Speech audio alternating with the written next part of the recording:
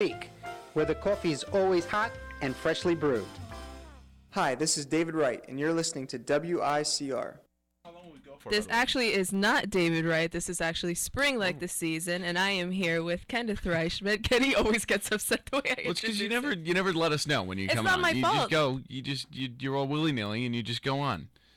And every time Mike's in there, You're every time Mike's in there, distracting me. he gives you directions, but he doesn't say words. Yeah, he just points at things. He's just pointing at Plenty things. of things in here to distract What us. in the world, Emerges? And Either way, we've got important things to do. we do have important things to do. It's 9:15 in the morning, and you're listening to Everybody Loves Spring with Twice the News and Half the Feeling. And we have a really special guest today. Hello, special guest. His name is Chris Farley. Good morning. Hey, what's going on? How are you this morning? Good to be a special guest. Not just a guest, but a special Oh, guest. yeah. So, feeling Now, good. Chris Farley is a professor here, an adjunct professor, right? Am I saying that right? You got it? At Iona College, and he teaches magazine editing, right? Yeah, I teach a course on magazine editing, writing, and history, and also a course on feature writing. That's awesome. Now, that's not what I'm interested in right now. Oh, goodness. For those of you who don't know, Chris Farley is actually the author of Aaliyah More Than a Woman, which influenced a Lifetime movie that premiered on November 15th called Aaliyah, the Princess of R&B. Isn't that right, Chris Farley? That's right. Yeah, I'm a senior editor at the Wall Street Journal. I write books and make movies too, and my book, Aaliyah More Than a Woman, was made into a Lifetime movie that aired very recently. The movie was called Aaliyah, Princess of R&B. I didn't write the script, but I did write the book that they bought to make into a movie. That's actually really awesome because right now I'm interning at WFAS in Hartsdale. And do you want to know what's right across? Let's hear it. It's Ferncliff Cemetery, Oh, really? where she's buried. Wow. Yeah, so it's very actually interesting. kind of cool. Have you gone to visit her gravesite? No, I haven't because Okay. Now I've been she's gonna working have like a to. good intern. Yeah. Exactly. Now I have to actually Like go. a good intern, yeah, sure. But I do want to ask you, what was your motivation to create a biography about Aaliyah? Because I do know you had met her personally in a Time magazine interview back in 2000. Yeah, I used to be the music critic for Time magazine, so I interviewed all sorts of people. Everyone from Beyonce to Bob Dylan to Aretha Franklin to TLC to Jay-Z to Aaliyah. And Aaliyah was someone that I thought was a terrific artist. I remember spending time with her, meeting her mom, meeting her family, listening to her music. I just thought she was great. I thought she was one of the best young R&B stars out there. And I put her album on my top 10 list, her final album. And when she passed, I was shocked by it. I was stunned. I was a little depressed about it. And I thought, I gotta write something about her to really capture what she's about, because even though she has fans, I don't think people really understand what she did to sort of help change the course of music and entertainment in the country. To some, she might seem like a fringe artist. So I wrote this book about her, and it was an unexpected bestseller. It was a runaway bestseller, and it surprised even the publisher. And years later, over a decade later, here's Lifetime making a movie about her. So Which her is influence really lives on. amazing. Yeah, how shocked were you when Lifetime called? Was that surreal? I'm always shocked to get a call from Lifetime. If I got a call from ESPN, it would have made sense. Okay, ESPN, of course. But Lifetime, a little bit shocking. But about Aaliyah, it made sense because I thought that her life was dramatic. It was a fascinating life. I mean, a lot of people don't know she was also a pioneering kind of movie actress in films like Romeo Must Die. She was actually originally cast in The Matrix before she died. So she was doing things to really sort of pioneer getting young women from a musical background, young black women out there on the screen. Now it's kind of more of an everyday occurrence, or at least happening more. So it's Beyonce, folks like that have sort of taken the baton and run with it. But back then it was something that was new, that was fresh, that was pioneering, and she was behind it. And she also had a really great sense of style that was different compared to especially female artists today. Like it was very tomboyish, and I think TLC took that away from her also, right? Yeah, she went through different stages, and I talked to Beyonce when I wrote the book, and Beyonce said that she was someone that influenced her, someone that she saw as a touchstone for her own career, someone who was an early supporter of Destiny's Child when she was in it. And Aaliyah was someone who was one of the first young female stars in music to really realize that dressing cool could also be something you could market as well. She was going to start a line of fashion. She was someone who understood style and realized that you can turn this into money, into marketing. She did deals with Tommy Hilfiger when she was alive. This is before a lot of music stars were doing things like this. And she had this sense of style that was kind of street but sweet, then metamorphosized in something that was a little more cutting edge and a little more sexy later on in her career. She had the hair swept in front of her eyes like Veronica Lake, that someone that sort of marked her as someone who was sort of a trendsetter. So she's doing a lot of things to really put her imprint on style and not just on music. And now every hip hop star in the world has their own fashion line, and that really part of that goes back to Aaliyah and what she was doing in the 90s. To really pioneer that. And you mentioned there how she was a star, but she was really above the fray when it came to stardom. You know, she never really got sucked into the hype. She never. She was always humbled. Yeah, she was very humble. And when you look at stars of today, you know, how was she able to keep herself through that whole process, even at such a young age? You know, she was very cryptic, very mysterious to me. You know, it's funny. I've interviewed a lot of stars. I went from like Radiohead to Bob Dylan, and a lot of them,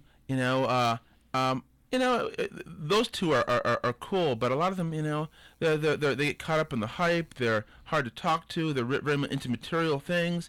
She was someone who really played her stardom close to the vest. And before the age of social media, Twitter, Facebook, where everything you have is out there in the street, stars could play it a little cooler. They could keep their secrets. They could keep what was going on in their personal lives a little more personal, and it made it more interesting. It made it more of a game. It made it more fun for people to sort of follow them because you didn't know everything. They weren't tweeting every day about what they're up to. I'm washing my hands. I'm making some eggs. We're so involved with them now compared to before. Yeah, I remember talking to her. She kind of hinted at kind of crazy stuff she had in her apartment, pyramids and stuff. I'm like, what's going on with this woman? And it was kind of cool.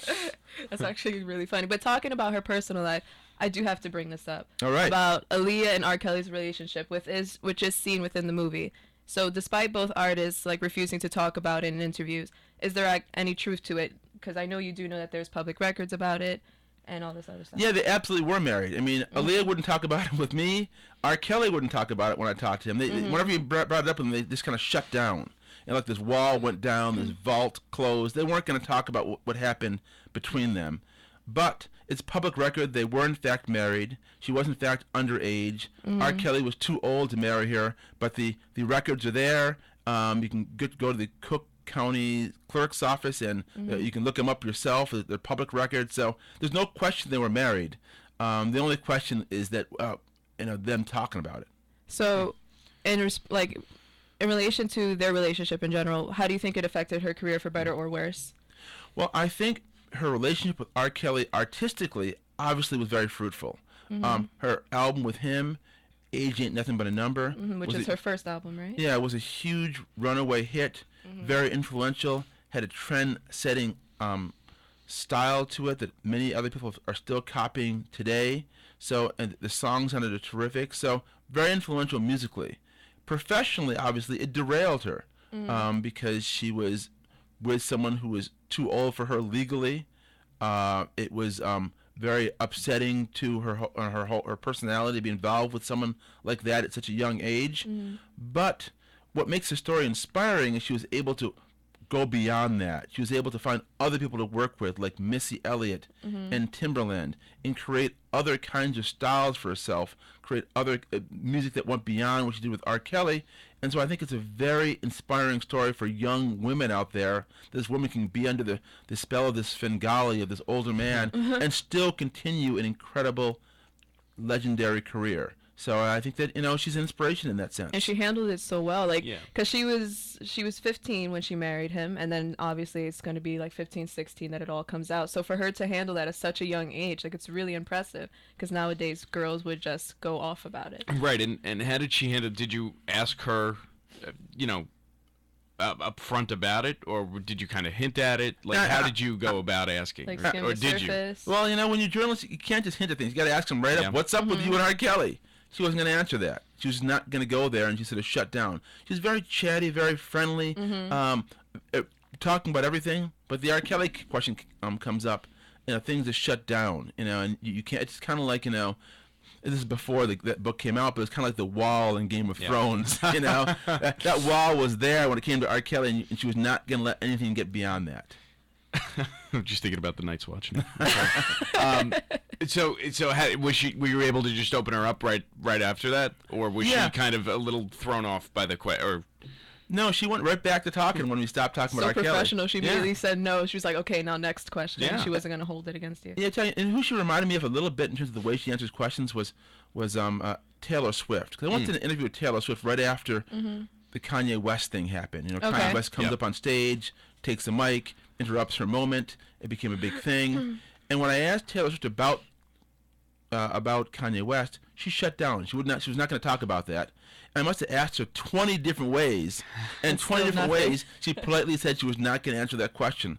And you know, certain stars can do that because they're smart enough, they're trained enough, they're contained enough where they can parry your questions and not answer them no matter how many times you're asked. Most stars in the end will sort of break down and start to answer it in some way. Yeah. But or use it for a Aaliyah, big story or the something. Taylor Swift, those folks are smart, sophisticated. They're not gonna give up their secrets easily. And do you see kind of a parallel between the personal beings of both Aaliyah and Taylor Swift, kind of young artists? Both play their personal lives pretty close to the vest. I mean, Taylor Swift, again, lives in the age of social media, so it's a little more difficult. Yep. But, you know, both kind of very mature for their age when they hit stardom at such a young age. Well, you got it exactly right. They both were and are, in Taylor Swift's case, very mature for their ages. They're both very involved in the minutia of their careers. They're both people who have a very strong sense of their style that runs counter to what's going on elsewhere in the mass media, and that's what makes them stars. They're obviously completely different in the kinds of music they put out in terms of their relative levels of funkiness. But in weird ways, they are kind of spiritual twins because they both kind of help to dominate their ages in terms of people talking about them, looking to them for style tips, looking for them as the it person in music of their time. So I think they're very similar in those ways, but completely different, obviously, in many, many other ways, which we won't enumerate here. Okay, so you've mentioned before in an interview that she is a black pioneer in music, which you mentioned actually here on this interview. So Aretha Franklin, in a recent interview, threw a little shade against Nicki Minaj and Taylor Swift. So compared to other artists today, how does Aaliyah still stand out? And what do you think Aaliyah would say to young female artists today? Well, you know, it's a good question. You know, I think that I interviewed Aretha Franklin, the Queen of Soul, not long ago for the Wall Street Journal, and she's a terrific interview. And I asked her a few questions about today's artists, and she had some comments about Alicia Keys, who she thought was a good producer and a songwriter. She had some comments about other folks. When it came to Taylor Swift, she said, great gowns. So she didn't talk about her songwriting, didn't talk about her vocals, just talked about her What great do you think gowns. the underlying message could have been? The underlying message is Aretha really respects her gowns. And she goes, and when it came to Nicki Minaj, she said, I'll pass, and didn't want to comment on Nicki Minaj, so maybe that in itself was a comment. I think Aaliyah compares very well to the stars of today in terms of her vocal ability, in terms of her ability to sort of create this persona around her, in terms of her ability to sort of go multimedia and do all kinds of things, from fashion to movies. Not everyone can do that. So I think that, and also I think that many stars of today still look to her for inspiration. As I said before, Beyonce was someone who learned a lot from watching Aaliyah, who said that Aaliyah was influential in her career. And I think that, you know, obviously Beyonce's gone on to influence all sorts of other folks. So Aaliyah's influence is still alive and well in the stars of today, and she compares very favorably to them today. Now, in regards to the movie, so Alexandra Shipp, she portrays Aaliyah in the film, and her and other cast members have gotten a lot of negative feedback, especially from Aaliyah's close friend and producer, Timbaland. And I'm going to read for you what he said on his Instagram page. All right, I can take it. Are you ready for it? It's not completely your fault. I'm kidding. He said, hope y'all not watching this. And then he was completely just bashing the movie, but for the most part, he had posted a picture of the poster and said, hope y'all not watching this. And then immediately, Twitter just completely bashed it. Are you ready for the Twitter the little tweet? Go for it. Boy. Okay, I have not too many. They're not horrible. Fit all that anger in I got to 140 giggle at one, characters. so I'm really sorry about that because one was kind of funny.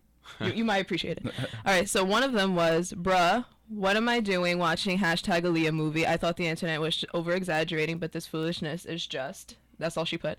The next one is, the hashtag Aaliyah movie needs to dust itself off and try again. That was cute. That is kind of. And then next is, not even Olivia Pope can fix this mess. Hashtag no chill, hashtag Aaliyah movie. Then after that is, hashtag the Aaliyah movie was hard. They seriously ended it with Calibri font shaking my head, and then the memes were better than the movie. Hashtag Aaliyah movie. Because then after that they started like putting like Rick James, Right, saying like he's gonna be like the next Oprah or something like that. Well, I was watching the Twitter, a lot of the Twitter response myself as the movie was going on, and I had a couple responses. And number one, the movie was made without the family's cooperation. They helped me out for the book. Members of the family, I talked to the mom before Aaliyah passed, so I had some of the family's input for my book, but not for the movie. When they bought the rights to my book, it was up to the producers to sort of figure all that out, and they didn't get the family's cooperation. But that said, and I'm a journalist, so I don't always care about getting a family's cooperation to make something, because the family will have one view on things, like they've never really commented on her marriage to R. Kelly. So I think if people want to hear the real story of something, sometimes you don't want to have everyone who's associated with the star giving their green light to things, because then you're not going to get the real story. Two, Twitter, social media is actually a subset of people who are actually watching things. The movie actually was the number one trending topic on Twitter that weekend, the number one Facebook trend that weekend. It generated more tweets than any other movie. Also, the movie was the number 2 cable movie of the entire year. So a lot of people were watching. So whether you liked it or not, you still watched it. I'm not certain all of them were hate watching, but I do think that when people who tend to tweet and say things about things tend to be the subset of people who are really angry or passionate or want to say something negative. it's the extreme either direction. And it can be fun, and I think people get swept up in that. There's a great passage in the book 1984 by George Orwell about the 2 minutes hate, where everybody gets together and they hate this person who's sort of a political opponent of the regime, and people get swept up in it. I think Twitter is the same kind of way. People get swept up in the hate, swept up in the hashtag, and say mean things. And the thing is, you got to do what Jay-Z would do. You got to just shake it off. No, that's what Taylor Swift would do. And then Aaliyah would just dust off. Jay-Z, you got to dust your shoulder off. You're what's that line?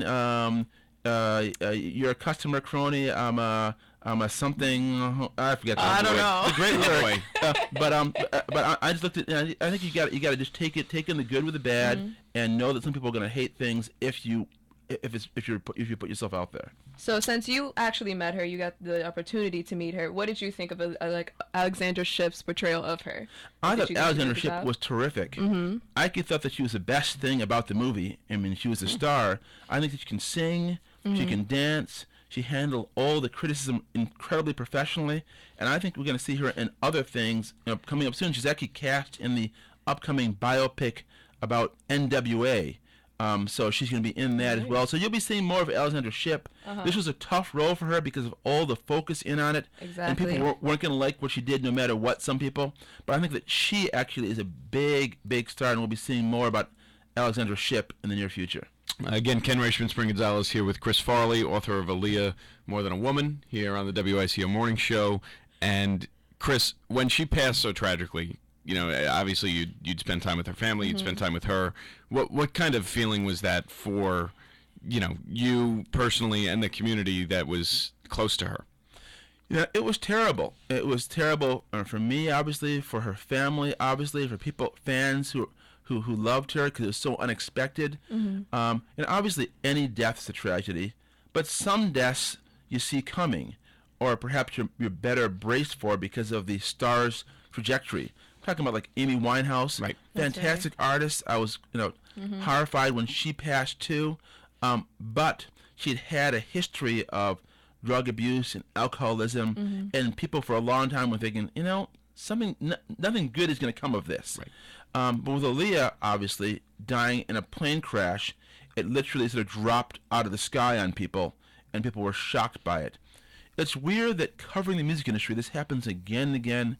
I've seen so many stars that I've either talked to or that I was about to talk to die. I remember, I talked to Amy Winehouse on the phone from England, and then not long after that, she passed on. I remember going to see Nirvana Unplugged and walking up to Kurt Cobain afterwards, about to talk to him, but his publicist said, you know what, he's going to do a full interview with you a few months from now, so don't worry about it. So I didn't talk to him then. By the time I was supposed to talk to him, he was dead. I remember also, I'd scheduled an interview with Biggie Smalls, and he ended up, the day that was scheduled for our interview ended up being the day of his funeral. So, music is a very volatile business. Yeah. A lot of passions wrapped up in it. A lot of times they're on small aircraft getting from gig to gig. There's a lot of drugs in the music industry. All of that contributes to an atmosphere where these stars often burn bright, die young, and it's really sad, and fans are let down by knowing that music they'll never hear it again.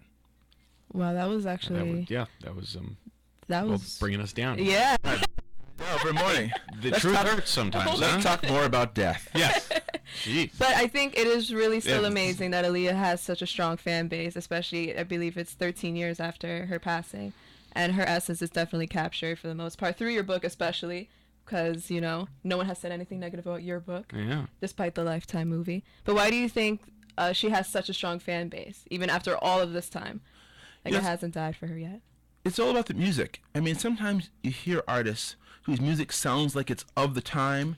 It's very, very current. You hear it on the radio, like, this sounds like today. This sounds now. This sounds fresh. It sounds like it's for teens. But the great stuff lives on for decades. You hear it again, and it brings you back to the feelings you had when you first heard it, and people that hear it today are still into it. And it's like that with Michael Jackson. I loved his stuff when I was a kid. My kids love it, and they're kids, and they still love it decades from now, and it's still being played in Gardens of the Galaxy. It's timeless stuff. Bob Marley, I wrote a book about him called Before the Legend, The Rise of Bob Marley. He's a definition of a guy whose music seemed very current. Reggae seemed very trendy when he was around, and yet you hear songs like One Love and Get Up, Stand Up. It still sounds incredibly fresh today, and it sounds better produced than the stuff that's on the radio right now. So that's what great artists do. Music is timeless when it's done right, and Aaliyah did her music right. And Chris, again, thank you so much for coming on this morning. Yes. But right now, are you working on anything? You working on anything special? Yeah, and I have a book out called Game World, which is a fantasy adventure. Hope people check that out. Game World. I finished up a movie that I co-produced called Mr. Dynamite, The Rise of James Brown, that was on HBO, which is cool to get that done. And I'm working on a couple other books and documentaries, but mostly I'm just focusing on grading those final papers. My course, sure you are. When they come in. So I'm waiting for students to follow their finals, and that's what it's all about. It's all about Iona finals. Well, we wouldn't want to hold you back, and we wouldn't want to stress out the students whose grades aren't up yet. So we should probably let you go. Yes, we thank you so much, Chris Thanks for having me. Farley. Appreciate it. This was great. Anytime. And whenever you want to come back, you let us know. Okay, and don't send me any hate tweets. We're going to send you all the love tweets once you All get right. out. Bring tweets. All right, we'll be right back. WICR Morning Show, Spring Gonzalez, Ken Reichman. Iona College's highly accredited graduate programs empower students to earn degrees that command respect in the real world. Start your career path today or change direction towards a new profession.